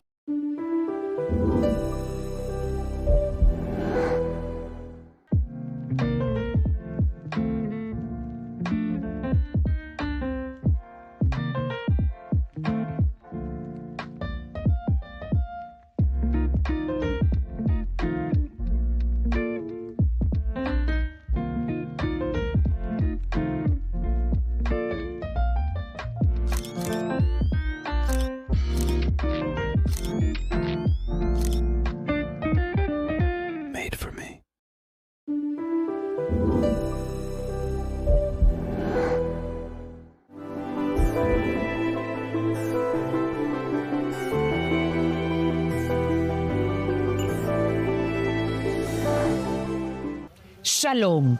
¿Qué me trae por aquí? La necesidad impostergable de 600 millones de hispanoparlantes que ahora necesitan escuchar el mensaje judío e israelí en tiempos difíciles. ¿Cómo lograrlo? Cuento con ustedes para continuar llevando a lo más alto del mundo mediático una inquebrantable diplomacia pública al servicio de la verdad sin concesión alguna.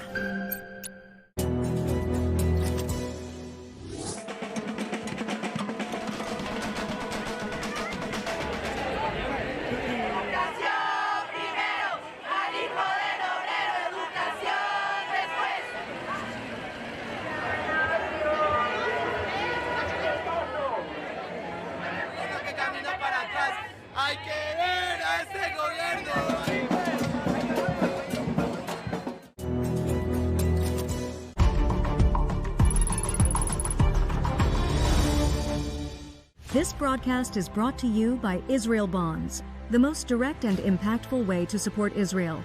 Invest now at israelbonds.com.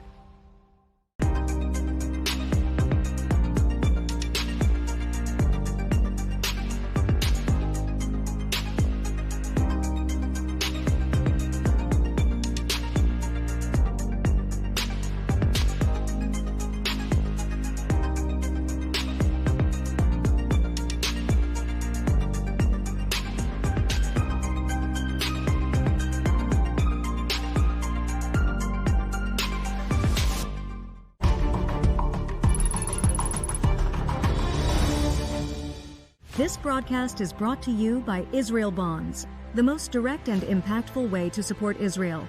Invest now at israelbonds.com.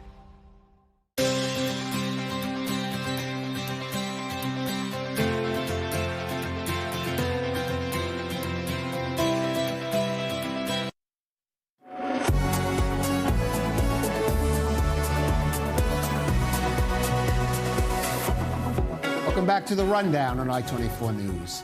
Well, just a day after the United Nations Security Council renewed for another year the mandate for its peacekeeping forces in southern Lebanon, events today there and in northern Israel provided plenty of evidence why those UNIFIL troops have failed at their mission. Israel criticized the UN for not including in its resolution Hezbollah's continuing violations of UN Resolution 1701 as its forces in South Lebanon continued their cross-border air attacks with air raid sirens ringing out across the day in communities in the north.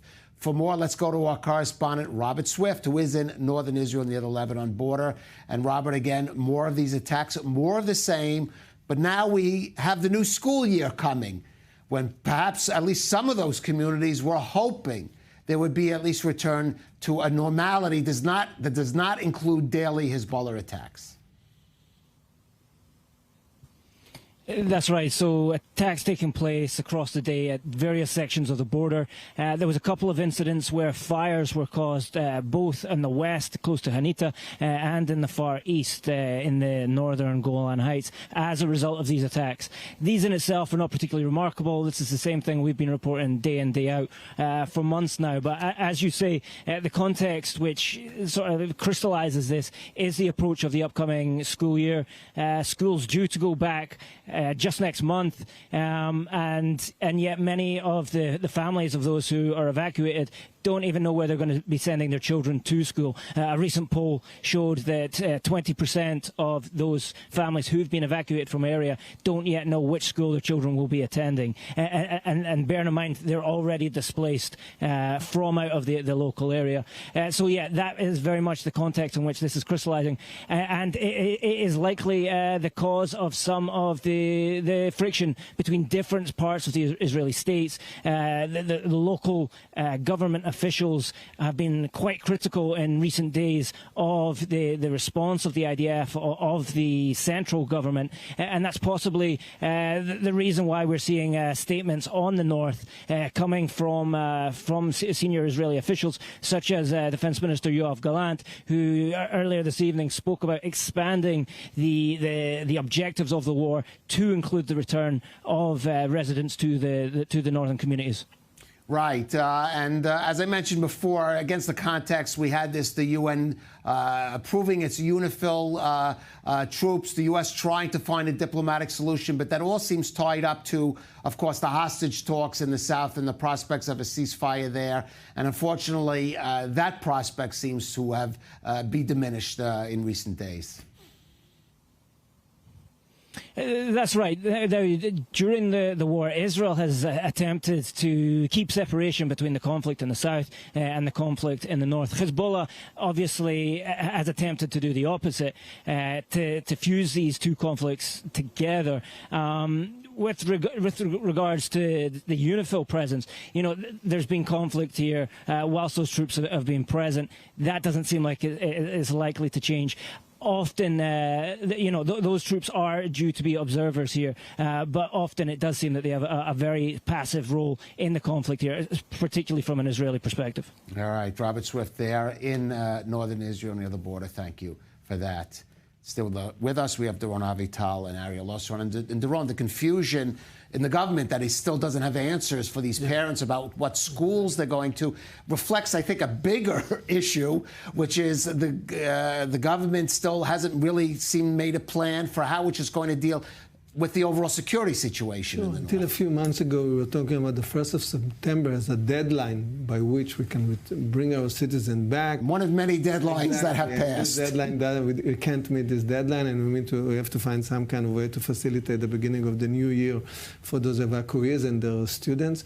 For sure, the objective is pushing Hezbollah to the 1701 Litani border. How to do it, we don't know yet. I mean, we know we have the option, we have the military option, we have the diplomatic option.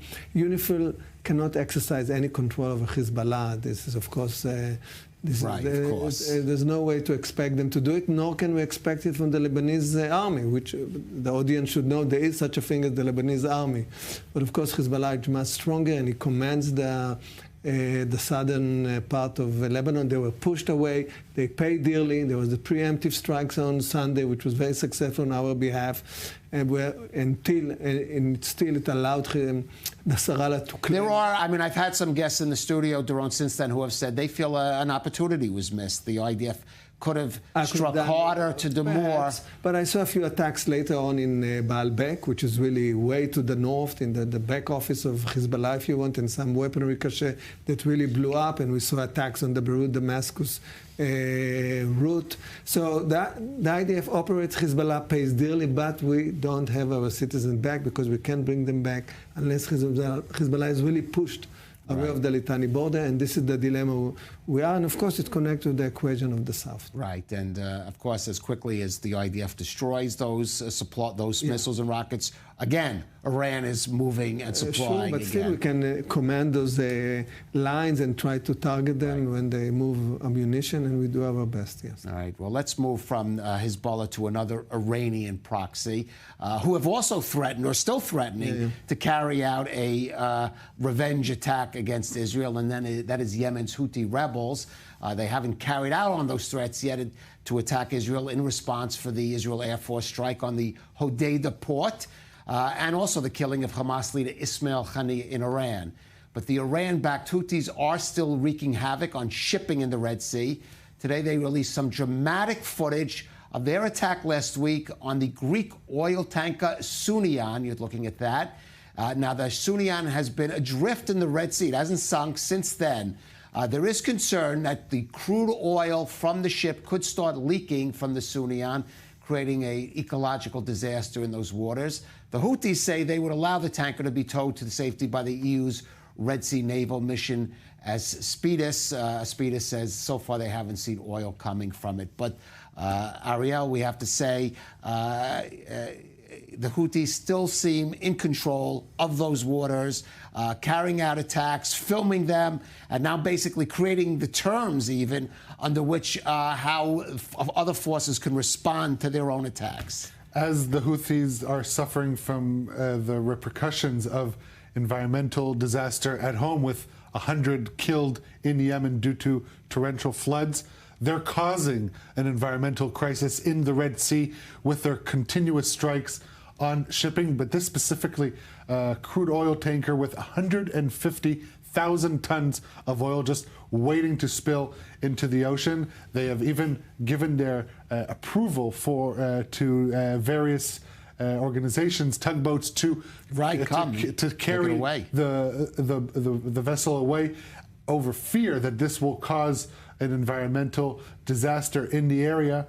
But really, the ongoing threat that the Houthis pose to the waterways in the Middle East is ongoing. You mentioned their vow to retaliate against Israel. So Houthi leader Abdel Malek al-Houthi, in his weekly speech, obviously not forgetting that, saying that the preparations to respond to the Israeli enemy are ongoing, and the timing will be a surprise for the enemy. This is similar rhetoric that we're also hearing from Iran, but obviously they're not letting Israel off the hook, and no one should expect that a response is not going to come. Now, the new visuals that you mentioned, this is the current video that we're watching right now, and I hope our viewers can notice right here at the end, they're deliberately exploding that chip. There is no other reason to do so except to cause an environmental disaster. Right, that's after the ship had actually been taken over by the Houthis. And, you know, you're watching this, and you have to ask, we talk about the impotence of the UNIFIL forces in Lebanon. Daron, where are the EU military forces that are supposed to be dealing with that? Exactly, and the biggest coalition, naval coalition since World War II, and still they can allow such operation of the Houthis to take place. Also, our attack at the Hudeta port, still they're operating, they're still aiming to retaliate. This is a big. We have to remember that many of the Israeli wars from 56 to 67 started by issues that has to do with the shipping lines. Right, the blocking off of the Straits of Hormuz and shipping from Asia to Eilat. This is a big issue. This is a worldwide issue. This affects not only us, affects Europe, affects commercial lines. We have to really, together with our coalition, take control of this thing and put the Houthis in their place. It's not an easy task. Not an easy task, but surely you would think the combined armies of the Western world would be up to defeating this. But I guess the will is lacking, not the means, but I think the will is somewhat lacking there. Maybe everybody waits to the next elections. Maybe so. Not in Yemen. Not in Yemen. Right. All right, well, let's move on now to the United States. At various times since October 7th, and especially since Iran's attempted air attack last April and threats, as we just discussed, to try again in response to the killing of Hamas leader Ismail Haniyeh, most foreign airlines, including American carriers, have canceled their flights to and from Israel. Some have even announced a suspension that will last to the end of this year and even well already into 2025. Now, Democratic Representative from New York, Richie Torres, who's a strong supporter of Israel, is raising some questions about that policy in a letter that he sent to the CEOs of United, Delta, and American Airlines, warning them that their steps could be seen as akin to an illegal boycott of Israel. Torres writes, quote, "I am deeply concerned about the halt in air travel between the United States and Israel. The suspension has been so prolonged and so pervasive that El Al, an Israeli airline, has become the sole carrier offering direct flights from America to Israel. The lack of competition has made air travel to Israel less available and less affordable. It is one thing to temporarily suspend air travel to Israel on security grounds, as defined by the FAA, but to unilaterally suspend air travel indefinitely until mid-2025, as American Airlines has done, has the practical effect of a boycott." Well, for more, let's go to our senior U.S. correspondent in Washington, D.C., Mike Wagenheim. And Mike, you can understand the perspective of the airlines. On the other hand, there are airlines from the UAE, the Emirates, that are still flying to Israel and certainly are not announcing a suspension almost for the entire year of all their flights to and from here.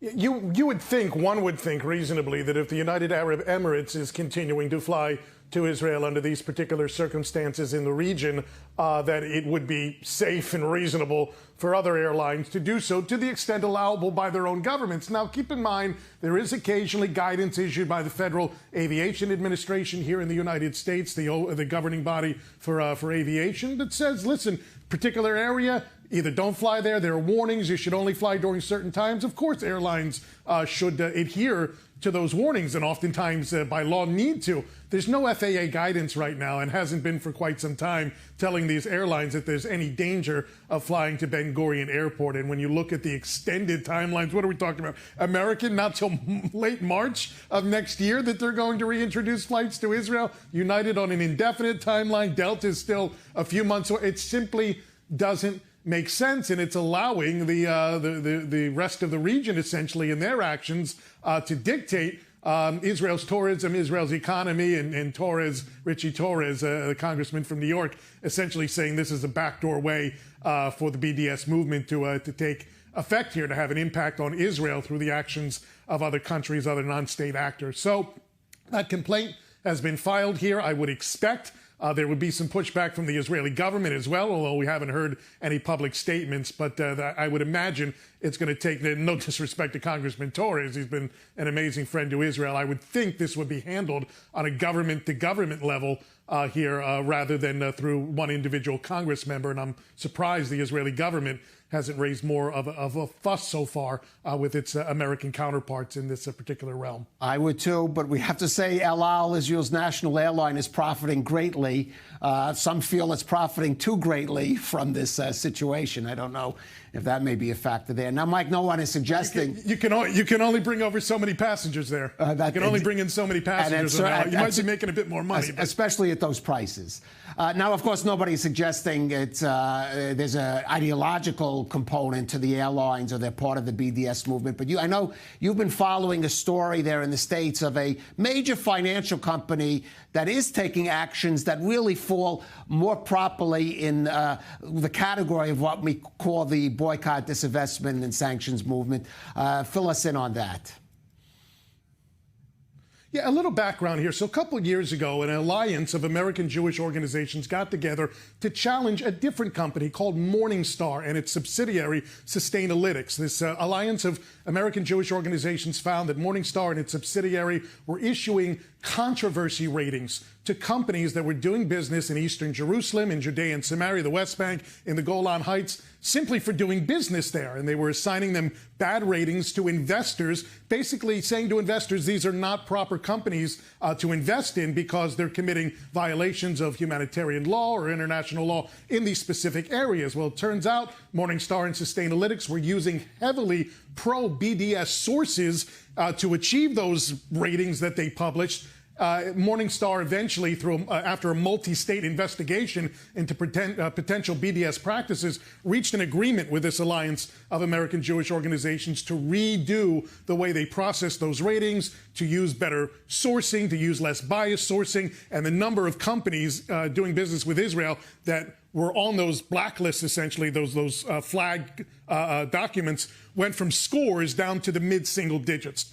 Now, the present day, there's another company now under fire that we've been following here, MSCI, a major advisory, a financial firm out of New York. And essentially, we found through an investigation that they've been doing the exact same thing. Some of those same companies that were on Morningstar's list prior to the investigation are now being found on MSCI's list, and only because they're doing business in Eastern Jerusalem and Judea and Samaria, the West Bank, the so-called occupied Palestinian territory. We found through our investigation 4 Israeli banks, major Israeli banks, Bank Leumi, Israel Discount Bank, Mizrahi Tifachot, and also on that list is Apolim. Essentially, MSCI copied and pasted a penalizing document of those 4 banks, simply changed the name at the top, used those pro-BDS sources, and said that those companies are controversial, severely controversial, because they're doing business and providing services and financial guidance to residents of Eastern Jerusalem and Judea and Samaria, the West Bank. Because of our inquiries, several states, including Montana, Iowa, and Tennessee, have now launched their own investigation. We found out yesterday with Montana's Attorney General and Iowa's Attorney General already subpoenaing MSCI for documents related to potential BDS practices. MSCI has told us throughout our investigation that they do not support and do not endorse BDS, but refuse to answer questions about our latest queries in terms of those Israeli banks that are on their severe controversy lists. Right. Also, want to get you up to date here. Richard Goldberg. He was the architect. Go on, Mike. I'm sorry. Right, Kalev? Yeah, go on.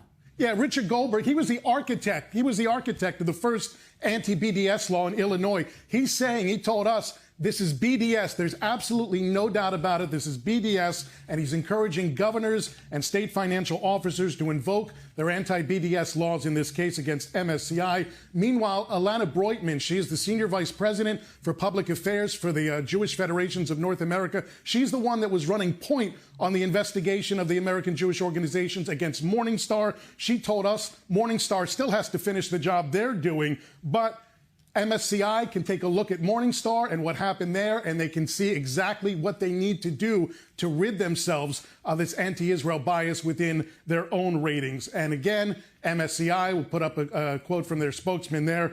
He told us they use a published methodology. It's free from political influence or other biases. However, Kalev, we have found their sources when it comes to businesses doing business with Israel and Israeli companies in particular. The sources that they use to assign controversy ratings are almost inherently the UN Human Rights Council, Human Rights Watch, Who Profits, inherently BDS organizations that are anti-Israel, and they keep going back to these companies time and time again for their sourcing. We also found, by the way, with a different Israeli company, an anti-Israel source being used. If you'll recall, it might sound familiar, the Palestine Chronicle. The Palestine Chronicle is in the news lately because one of their correspondents was found to be holding hostages in Gaza. And the Palestine Chronicle is a U.S.-based outlet that is now under investigation for potential violations of their tax-exempt status because their correspondent in Gaza was apparently a terrorist. So these are very questionable sources that MSCI is using. Right, and I think we have to point out, maybe for those viewers less familiar with Israel, if you could say this, basically say that Bank Leumi and Bank Hapoalim, you can't do business with them, the controversy. They're the two biggest banks in Israel. You could basically say that about any Israeli company. You can't do business because they have business in East Jerusalem and with people, some of the people who live in Judea and Samaria, and that is in fact a violation of the state, and people have to understand, and several in the U.S. states have laws against BDS. That's correct, and that's exactly the point that this Alliance of American Jewish Organizations and other critics have been saying. Listen, it's one thing if you're saying that these businesses are involved with human rights violations, if you can specify exactly what they are. However, simply doing business in Israeli-controlled territory and penalizing companies for doing that is a violation of any number of state anti-BDS laws. There are some 35-plus states now with those types of laws on the books, and that's why so many of these states right now, it's not just these three that we announced today, there's a conglomerate of 18 other states who, as a result of our investigation a few months ago, are actually looking into MSCI because they penalized Elbit, the Israeli defense manufacturing giant, for building anti-terrorist surveillance equipment along the Gaza border and along the wall separating Israel proper from the Palestinian-controlled territories there in Judea and Samaria. All right, Mike Wagenheim there in New York. I'm sorry, Washington. They're in Washington. Thank you for that, Mike. I'll just say, gentlemen, when stories like this involve Ben & Jerry's, an ice cream that everyone knows, it makes headlines in the general media. When it involves a financial institution that may be hugely influential, but most people don't even know about it, I-24 News has to be on the case. As a director in Discount Bank, I must object to this flagging of our bank, of course. And those are the four major banks of Israel. Ranked from first to, and of course this means that you can do business. This is the banks of Israel. Everybody is doing business with those banks. If they are flagged, this is unacceptable. And again, not only unacceptable, it's against U.S. law. For sure. From our economical perspective, something we cannot contain or allow. Okay, let me just assure the viewers I had no idea you were a director of one of those banks when we invited you on mainly to discuss, of course, Israeli security. But Doron Avital, a man who wears many hats, I want to thank you for joining us this evening, and of course our Middle East correspondent, Ariel Osaran. Now here's a story with somewhat of a lighter touch. A 3,500-year-old vase that was discovered in Israel has been on display for years in an archaeological museum in Haifa. Now, the Canaanite jar was likely used for the storage and transport of local supplies, such as wine and olive oil, and it predates the time of such biblical kings as King David and Solomon. But it's having survived for millennium, it didn't do too well at the hands of a curious 4-year-old boy last week who accidentally shattered this rare artifact. Now, there's an old saying, when you break it, you buy it. Fortunately for the boy and his family, the museum took a different approach. Jody Notelevitz explains how. His first time at the museum, he didn't have even the opportunity to visit the museum. He was just stepping 2 steps. It happened, and then they went out. While visiting the Hecht Museum at the University of Haifa, a 4-year-old child unintentionally broke a unique jar from the Bronze Age. The 3,500-year-old artifact was on display at the museum's entrance when the boy touched the jar out of curiosity and knocked it over. According to the museum, the artifact was not behind a barrier because its founder, Dr. Reuven Hecht, wanted visitors to make archaeological items as accessible as possible. It's important that they can touch some of the things. It's connect them to the exhibition. It's connect them to the feeling to be maybe archaeologists or something. It's important. I like that people touch. Don't break, but to touch things, it's important. Unexpectedly, the museum has invited the boy and his parents back for a personal guided visit, a show of understanding that accidents do happen. I wanted to make some closure, to make some, to sweeten the bitter pill. A restorer from the archaeological department of Haifa University will put the jar back together. Oh, that's nice. The museum says artifacts are seldom damaged and the jar will be put back on display. This jar, it was intact, and now it has to make a restoration, but it will be whole and round again, and it will display again. But the soul will never recover if we won't take the educational approach. It wasn't supposed to be the excavation and touch the vessels, but some of the things they can touch. This they didn't, they shouldn't touch, but they touch and they break it, and it's okay too. I can cure it. It's okay. It will be next week in the excavation, and it will be fine.